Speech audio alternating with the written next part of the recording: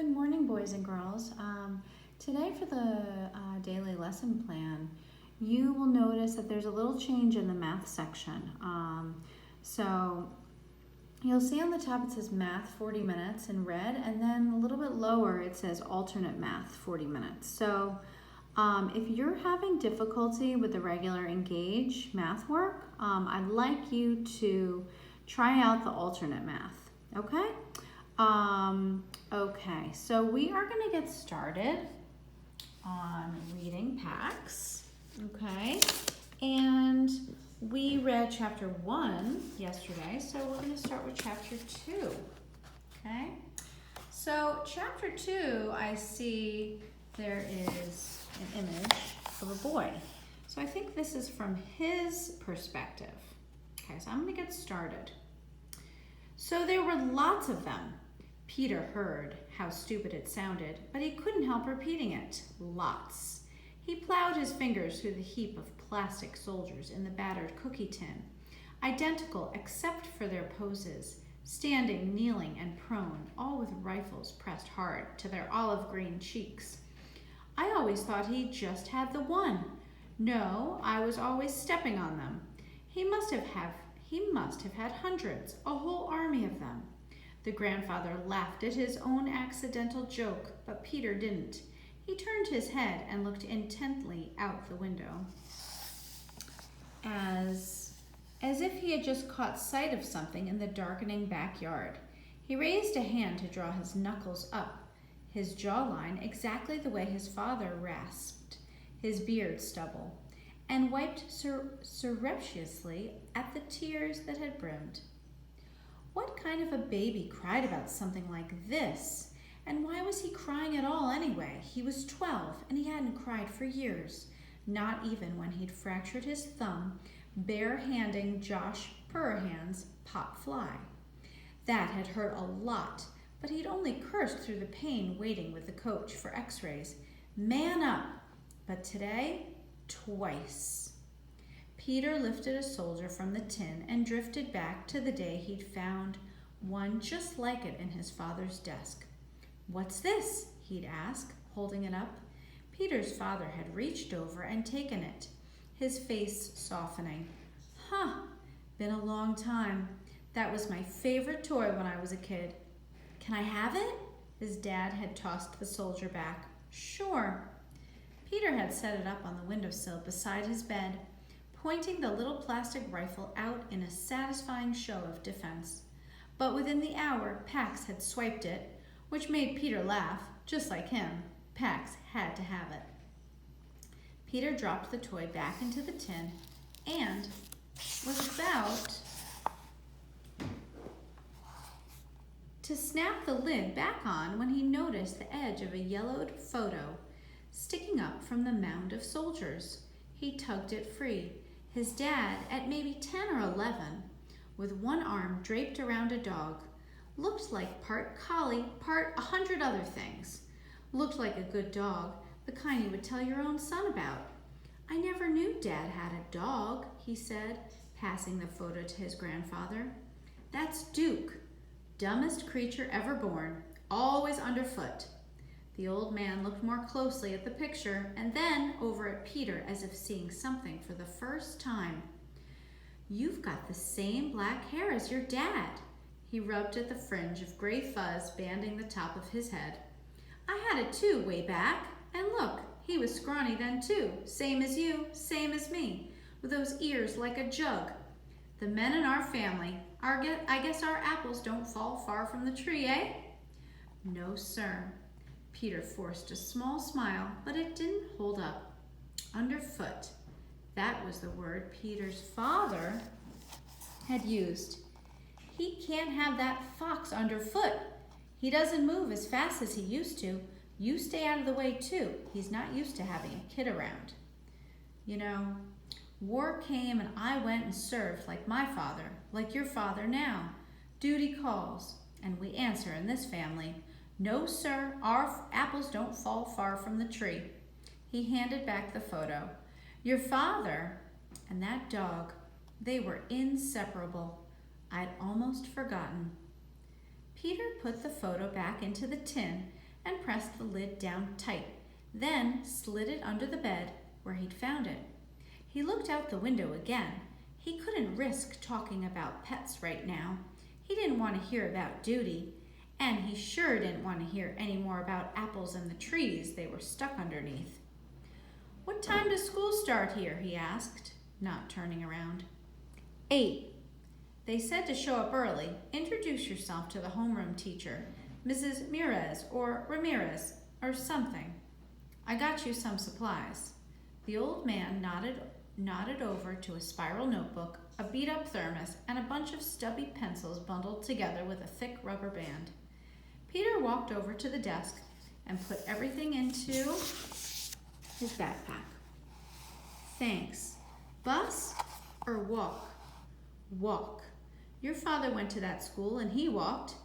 Follow Ash to the end, turn right on School Street, and you'll see it. Big brick building. School Street. Get it? You leave by 7:30, you'll have plenty of time." Peter nodded. He wanted to be left alone. "Okay, I'm all set. I guess I'll go to bed." "Good," his grandfather replied, not bothering to hide the relief in his voice. He left, closing the door behind him firmly as if to say, "You can have this room, but the rest of the house is mine." Peter stood by the door and listened to him walk away. After a minute, he heard the sound of dishes clattering in the sink. He pictured his grandfather in the cramped kitchen where they'd eaten their silent dinner of stew, the kitchen that reeked so strongly of fried onions that Peter figured the smell would outlive his grandfather. After 100 years of scrubbing by a dozen different families, this house would probably still smell bitter. Peter heard his grandfather shuffle back along the hall to his bedroom, and then the low spark as the television caught, the volume turned down, an agitated news commentator barely audible. Only then did he toe off his sneakers and lie down on the narrow bed. 6 months, maybe more, of living here with his grandfather, who always seemed on the verge of blowing up. "What's he always so mad about anyway?" Peter had asked his father once, years ago. "Everything. Life," his father had answered. "He got worse after your grandmother died." After his own mother had died, Peter had watched his father anxiously. At first, there had been just a frightening silence, but gradually his face had hardened into the permanent threat of a scowl, and his hands clenched in fists by his sides, as if itching for something to set him off. Peter learned to avoid being that something, learned to stay out of his way. The smell of stale grease and onions crawled over him, seeping from the walls, from the bed itself. He opened the window beside him. The April breeze that blew in was chilly. Pax had never been alone outside before, except in his pen. Peter tried to extinguish the last sight he'd had of his fox. He probably hadn't followed their car for long, but the image of him flopping down on the gravel shoulder, confused, was worse. Peter's anxiety began to stir. All day, the whole ride here, Peter had sensed it coiling. It always seemed like a snake to him, his anxiety, waiting just out of sight, ready to slither up his spine, hissing its familiar taunt. "You aren't where you should be. Something bad is going to happen because you aren't where you should be." He rolled over and pulled the cookie tin out from under the bed. He fished out the photo of his father with one arm slung so casually around the black and white dog, as if he had never worried he could lose him. Inseparable. He hadn't missed the note of pride that had entered his grandfather's voice as he'd said that. Of course he'd been proud. He'd raised a son who knew about loyalty and responsibility. Who knew that a kid and his pet should be inseparable? Suddenly, the word itself seemed an accusation. He and Pax, what were they then? Separable? They weren't, though. Sometimes, in fact, Peter had the strangest sensation that he and Pax merged. The first time it happened had been the first time he'd taken Pax outdoors. The kit had seen a bird and had strained against the leash, trembling as though electrified. And Peter had seen the bird through Pax's eyes. The miraculous lightning flight, the impossible freedom and speed. He'd felt his own skin thrill in full body shivers and his own shoulders burn as though yearning for wings. It had happened again this afternoon. He had felt the car spin away as though he were the one being left. His heart had quickened with panic. Tears stung again, and Peter palmed them with frustrated swipes. His father had said it was the right thing to do. War is coming. It means sacrifices for everybody. I have to serve. It's my duty, and you have to go away. Of course, he'd been half expecting it. 2 of his friends' families had already packed up and left when the evacuation rumors had begun. What he hadn't expected was the rest, the worst part. And that fox, well, it's time to send him back to the wild anyway. A coyote howled then, so nearby it made Peter jump. A second one answered, and then a third. Peter sat up and slammed the window shut, but it was too late. The yips and howls and what they meant were in his head now. Peter had only 2 bad memories of his mother. He had a lot of good ones too, and he often took those out to comfort himself, although he worried they might fade from so much exposure. But the 2 bad ones he'd buried deep. He did everything in his power to keep them buried.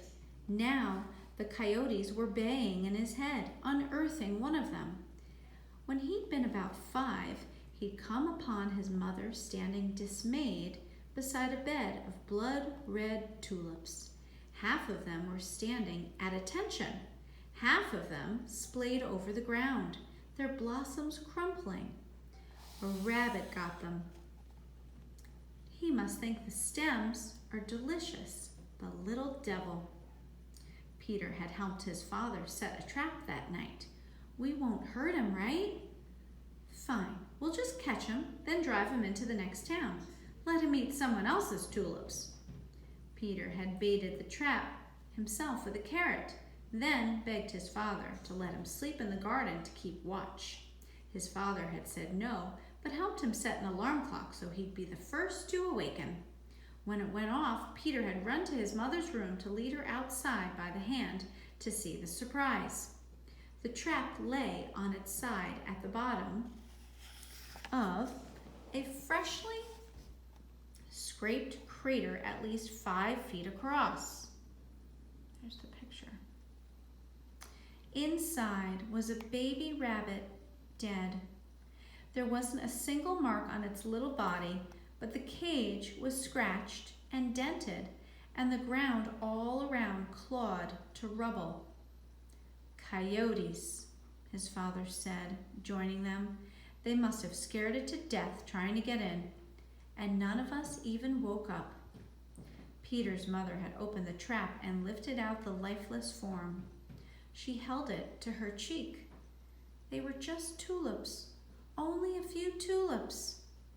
Peter found the carrot, one end nibbled off, and threw it as far away as he could. Then his mother had placed the rabbit's body in his cupped palms and gone to get a shovel. With a single finger, Peter had traced its ears, unfurling like ferns from its face, and its paws miraculously tiny, and the soft fur of that's a long chapter, of its neck, slick with its mother's tears. When she'd returned, his mother had touched his face, which burned with shame. It's okay, you didn't know. But it wasn't okay. For a long time afterward, when Peter closed his eyes, he'd seen coyotes, their claws raking dirt, their jaws snapping. He saw himself where he should have been, keeping watch in the garden that night.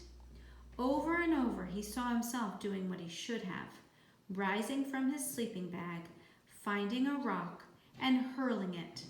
He saw the coyotes fleeing back into the darkness, and he saw himself opening the trap to set the rabbit free.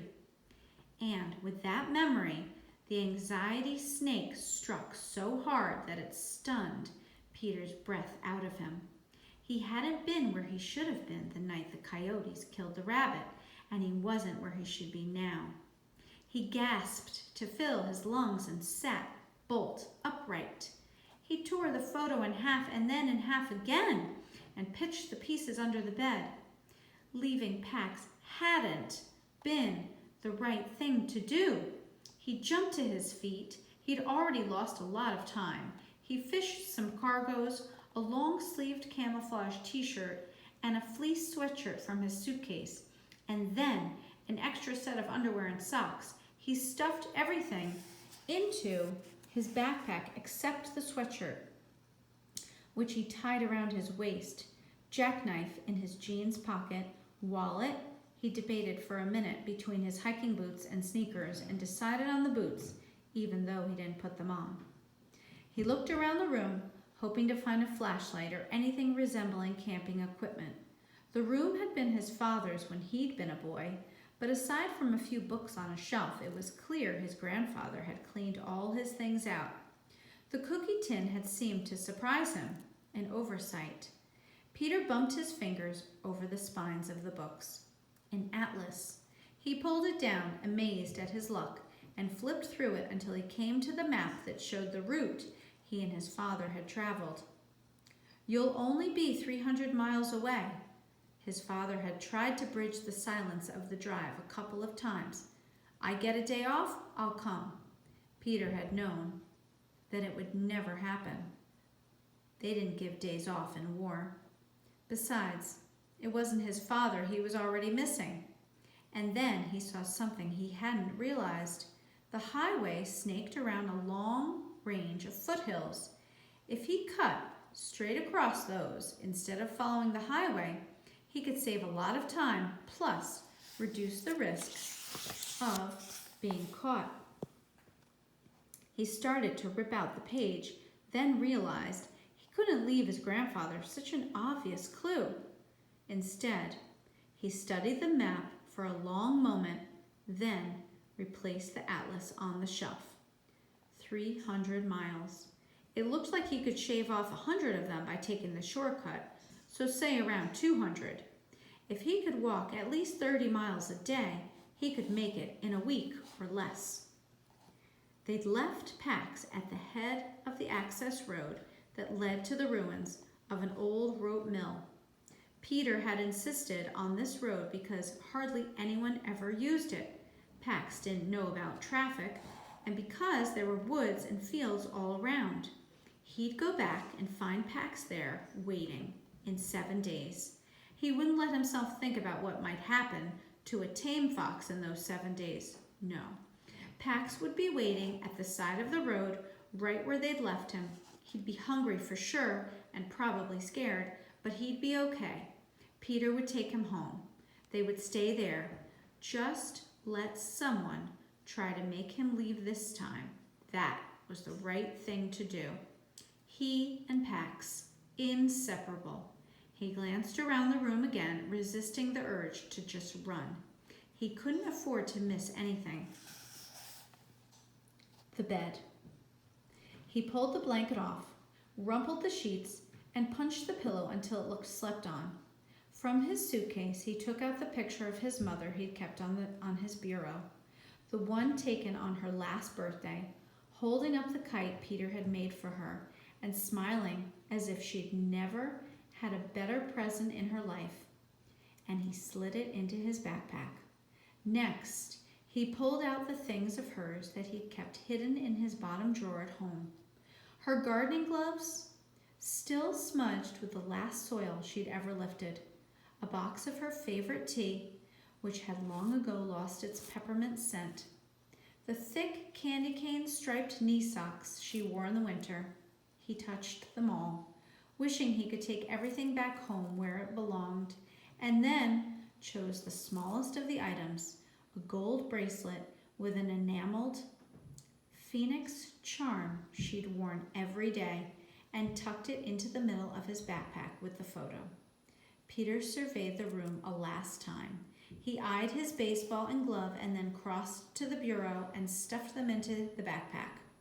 They didn't weigh much, and he didn't want them. Oh, and he'd want them when he was back home. Besides, he just felt better when he had them. Then he eased the door open and crept to the kitchen.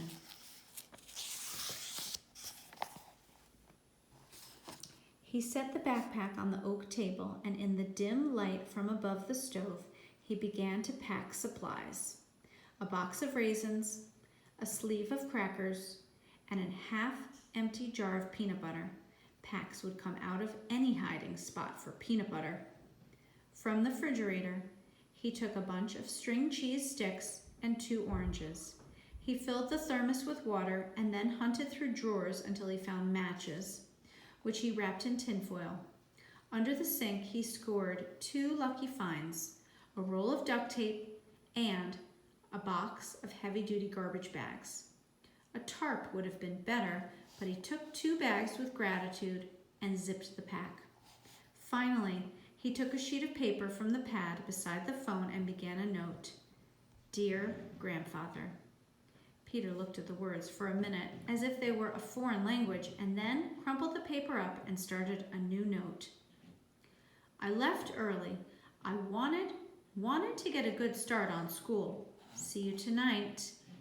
He stared at that page for a while too, wondering if it sounded as guilty as he felt. At last he added, Thanks for everything, Peter. Placed the note under the salt shaker and slipped out. On the brick wall, he shrugged on his sweatshirt and crouched to lace his boots.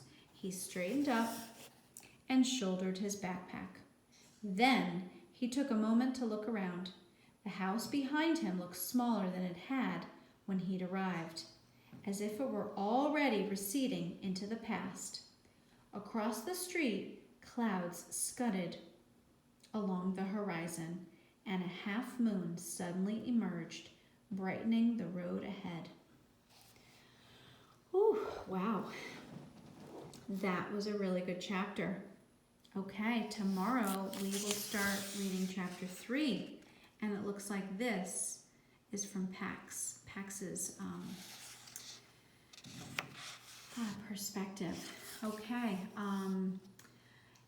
so if anyone has any questions about the daily lesson plan today, please just send me an email and let me know. Also, we have a Zoom meeting today, so I am looking forward to seeing all of you on Zoom. Hopefully you'll all be able to make it. All right, I'll see you later. Bye-bye.